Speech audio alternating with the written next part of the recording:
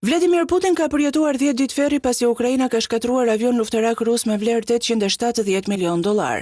Ukraina I ka shkaktuar kështu një goditje të rëndë Moskës duke rrëzuar 10 avion luftarak e madje edhe një avion spion që kushton 300 milion dollar. Imazhet video tregojnë edhe një bombardues Su-34 të Rusisë që rrëzohet duke shpërthyer në flak e që përplaset me avionin tjetër me të cilin po fluturonte. Një dëm ky prej 100 milion dollarësh në buxhetin ushtarak të Rusisë. Me vlerë 50 milion dollar secili, Su-34 janë avionët kryesor të sulmit të forcave ajrore ruse dhe shkatrimi I tyre është një goditje e rëndë. Ata I bashkohen edhe 8 avionëve të tjerë të shkatruar nga Ukraina në 2 javë të fundit, pas një vale sulmesh të suksesshme.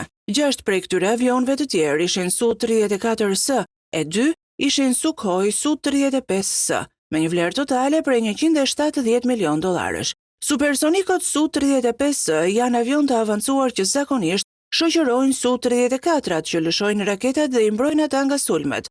Su-35-at fluturojnë në shpejtësi 2400 km/h dhe kanë tyta 30 mm që mund të lëshojnë deri në 1800 fishek në minutë. Më 24 shkurt, Putin pësoi goditjen më të rëndë, kur Ukraina pretendoi se kishte rrëzuar avionin spion 300 milion dollarësh, I dyti I këtij lloji që shkatrohet prej saj.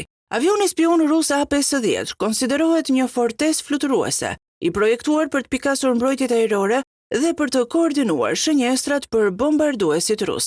Dhe humbja totale e kësaj serie sulmesh të Ukrainës shkon sipas ekspertëve në 870 milion dollar.